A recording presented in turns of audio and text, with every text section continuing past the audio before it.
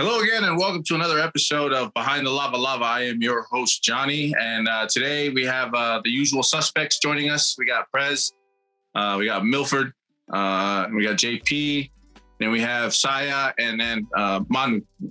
And I believe we'll have Fatu joining us here shortly. But to recap last episode that we were talking about relationships, healthy relationships, successful relationships, and also failed relationships. Negative relationships. And these we're staying pretty general with it, nothing specific. I know we mostly focused on spouse and children. Today, we're going to be pushing on forward with relationships, and we're going to be talking about your familial relationships as well as workplace relationships, and then as well as, your friends. What makes those relationships successful as well. So to open the floor, since we got almost a full house and almost the whole gang here, I would like to hear from everybody, but we'll start off with Prez to kick us off. I constantly think that I'm failing as a parent. I've noticed this in my older daughter, that she has a lot of panic. I would describe them as panic breakdowns, if that's the right term for it. Whenever she doesn't get what she wants, whenever I tell her not to do stuff, she'll immediately break down. And in my thoughts, I don't know what to do as a parent at that point. And again, I revert to a lot of yelling and screaming, and then it'll eventually lead to sussing my kid when it gets too much. But I've learned to be patient. I love my wife for this. She likes to take the whole family, especially my kids, to do a lot of activities. Like this weekend, we went skiing, taking my daughters out. And I thank my wife for that, because without my wife, I would be this boring father. The kids just staying home and not traveling, not doing activities. I think that's another aspect of a successful relationship, is when you capture. Life is about capturing moments, right? When you make moments, you take your family and your kids out to do these things that memorializes in their mind, right? The things that they look back to, that, oh, hey, my dad took me swimming one time or skiing one time. And that's the best memory that I have of my father, is when we did this together. I want to imprint that in my daughters throughout their whole life, is them remembering me as a good father. Creating those core memories, right? Yeah, you gotta make memories with your kids, man. But I like how all of part one, and then we kicked off part two, talking about our relationship with our kids, but not our wives. If you guys noticed that, and I can tell you right now, you guys probably all hate your wives, but I love my wife. So I just want to put that out there, because my wife follows this page. Babe, I love you. Thank you for all that you do. You know what I'm saying? Big thing is making memories. And what you got to remember is everybody's love language is different. Oh, great. The love. Yeah. Because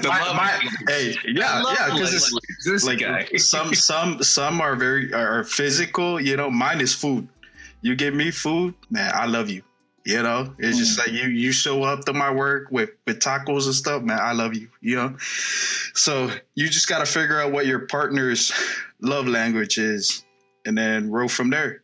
And we don't do extreme trips like Michael over there, man. Go skiing. We go to Target. It's like our family trips, man. We go to Walmart. I'm a rich white guy. Yeah, you act like it too. No, I come home.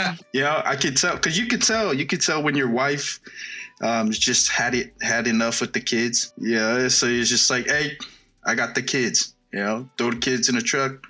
Go to Target, spend a couple hours over there away from the wife so she could take a break. And that's the stuff the kids will remember. Not necessarily, it's nice to take them out, but it's just like the small stuff. They remember small stuff. Like they're at that point in their life where they're like these little sponges that soak everything in. Like, yeah, they'll definitely remember the big trips. But how many Target trips we've done? How many Walmart trips we've done?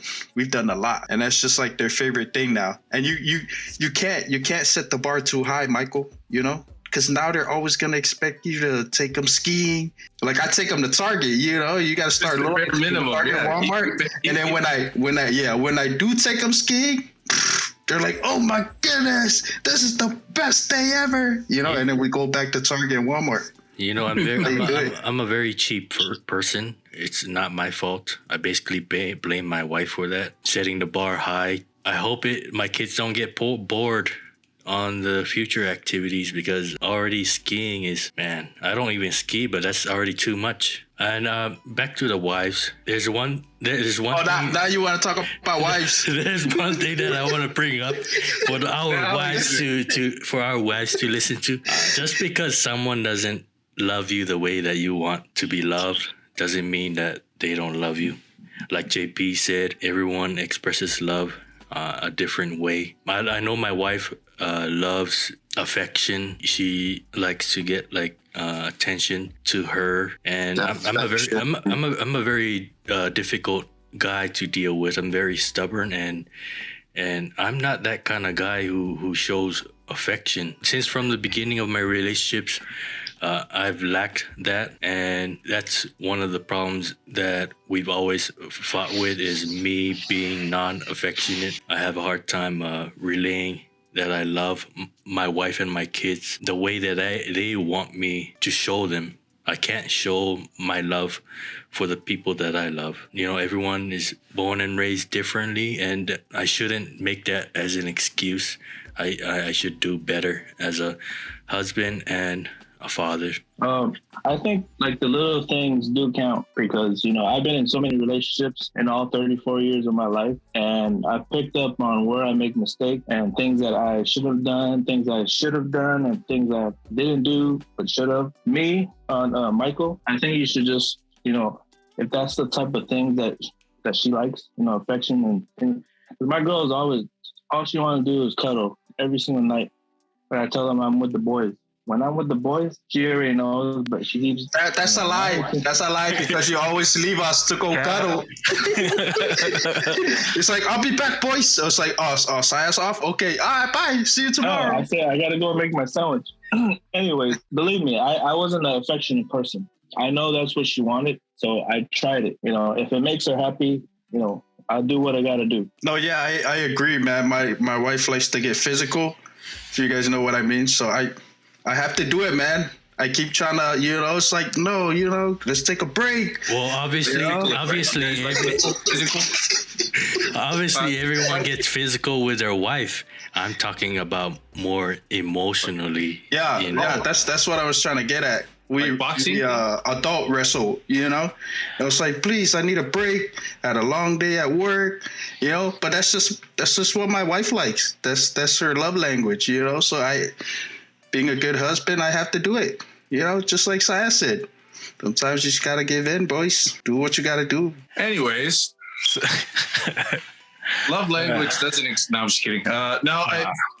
When I it was funny because I heard that word, that phrase, and it was like a social media thing.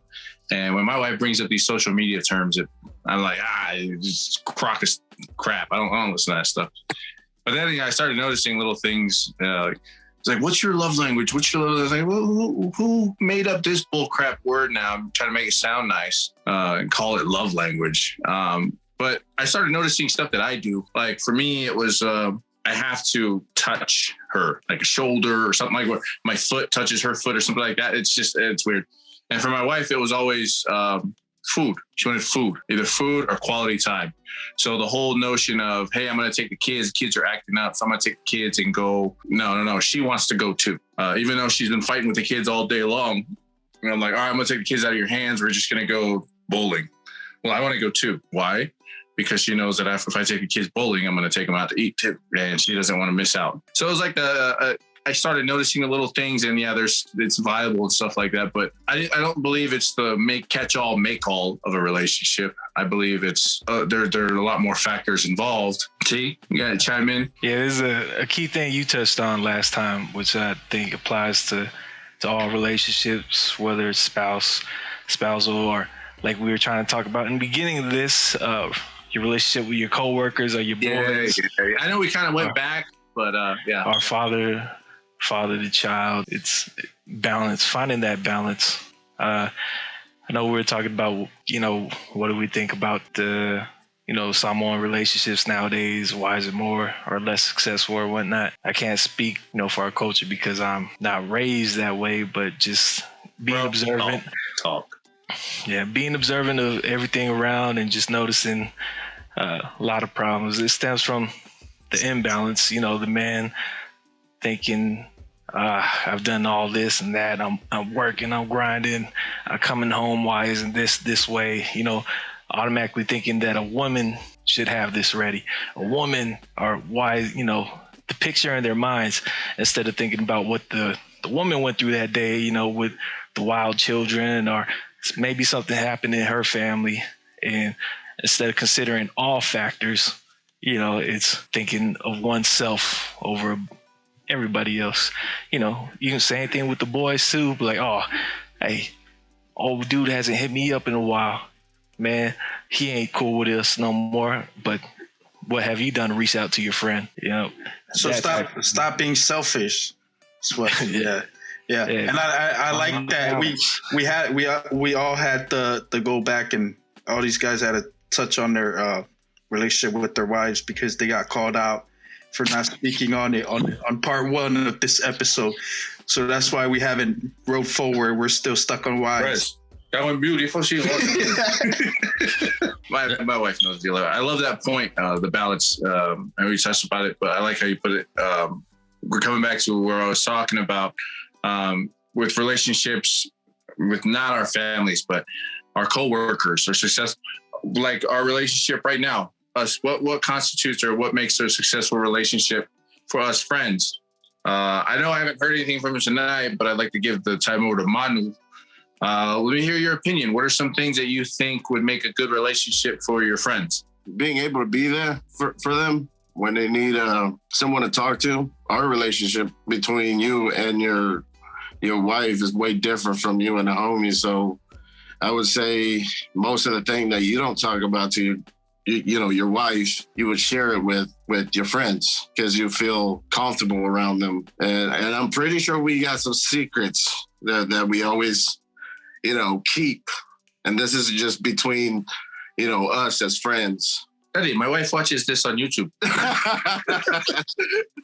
Not no bad thing, but I'm just saying that we all have, like me, I met you guys down in California.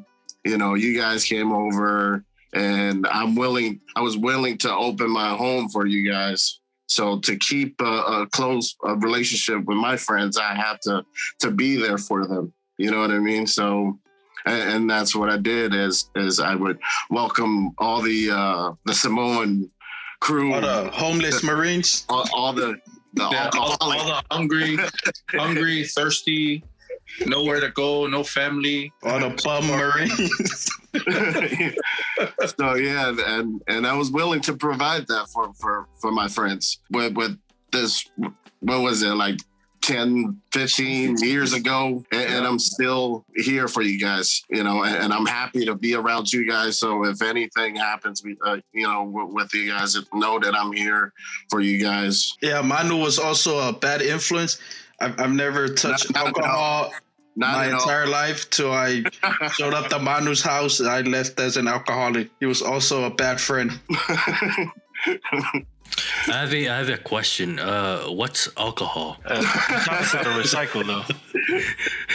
I want to give the time over to Fatu. Let's get your opinion on this from the 50 outside. These gay guys. Oh, we have a great relationship because I start my morning with gay texts. I end my day with gay texts. Like, if they need anything from me, physically, emotionally, monetary, I'm there for them. If they're there for me too. I know, shout outs to my boy, Manu Chuchu Lips, you know what I'm saying? Thank you for your spiritual support, and I hope to see, that support, this coming summer when y'all come down here. I like that. So like the underlying factor here is just support, being there in any way, shape, or form, whether it's emotionally, spiritually, shoulder to cry on, the drinking buddy, the wingman, all of that, all the above. JP is actually a bad influence to me back in Japan. When I came from Samoa, I was always going to Bible study. I tried to invite JP one time. Oh, here we go. Here we go. He's gonna play that. Oh my, that was a fight for hour, and I had to set a good example. So everybody knows Fatu. You go to Vegas, every bar we go to, everybody knows Fatu. So Fatu is not a good influence. Yeah, but that's now, but back then, everyone knew me, as a guy that took people to Bible study and stuff like that. But then when I met JP, when he first joined the military, when he first came into the jaw hall, he's like, Telus, you drink. I was like, I have a thing going on the weekend. He's like, Tell her, come on, man. I have a thing going on the weekend too. Next year, I know, we're at a Tony Ropo's buying a tower of beer. I was like, what is this? He's like, it's the liquid of life. Drink it, my friend. It'll make you feel good. So I was like, okay, let me try it out. It's been my side boyfriend, since then. No, it's the fact that we send each other nudes and we've all seen each other naked. That's how we're really good friends. Except for Saya, I haven't seen Saya.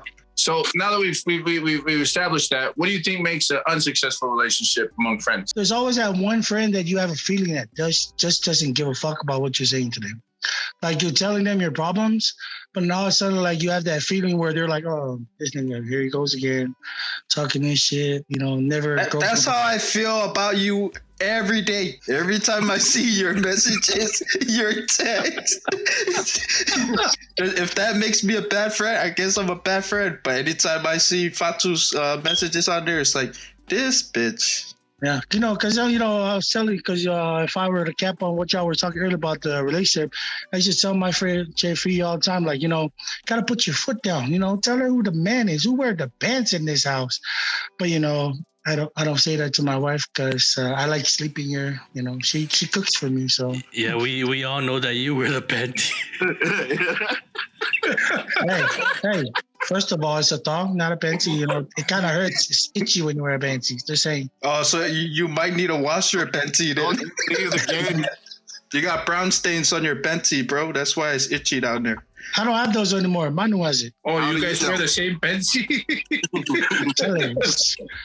we wear it one day, and then we put it in the mail and send it to the other friend to wear. Successful relationship, share panty. Yeah. So back to our question. I think if you're good at reading people, you can sense the vibe of things, how they come off, and you can tell your good friends from your not so good friends, right? You can tell your kuluku friends. And usually when you know you have kuluku friends, you stay away from them. But I don't think that's the case with our friendship right here. We all good in the hood. I agree with that wholeheartedly. It's after all these years we've been, we still check up on each other and we still continue to do stupid stuff and call each other names. But I think in essence, what it comes down to is just finding that group that you mesh with and understanding how far you would go for them and if they were to reciprocate that back to you as well. Along those lines, how often do you think that us in the Polynesian community or in the Samoan culture do we encounter these type of friendships? Is it like I know what I mean by this is like when we run around, we run into Samoans out there randomly, like how we all met. It's always very welcoming and inviting and stuff like that. Now, do you think that's a practice that we should maintain as a culture, or should we be more guarded or be more standoffish? I think we should be guarded, but at the same time, open-minded about people that we meet. Because there are circumstances where I've met people at the gym, other Samoans or Polynesians from work or at Walmart, and they're the kinds who put on a face when you meet them, but when you try to contact them later, they completely don't, basically block you out. This phrase I always keep in my mind and I basically live by is keeping my circle small, because the more people you have in your life, the more drama. Yes, that's true. Keep your circle small and keep your enemies close. I think first. So there's only 3 people here that I know personally. All you guys are new to me. So I've never met you before, meeting you guys for the first time. I think the vibes that you guys give off, it feels like I've known you guys forever. But I just met you guys through Manu. Yeah, like you said, you know, Because be I'm a good guarded friend. too. Especially Manu. You know, I'm gonna give credit to Manu. Manu was a complete stranger, but he opened his door to every single one of us. We could have just went there and gangbang him, but we didn't. We I love it. I love it. be guarded, but also have an open. Yeah. Be nice. Yeah, hearts when Manu, meeting other people, be nice but and just open. Read their vibes. That's good. Like us for more videos. Let us know how we're doing. Please like and subscribe. We're on Facebook, Instagram, Spotify. And for more episodes, please check out Behind the Lava Lava on our YouTube page. My name is Johnny. These are the boys. Signing out.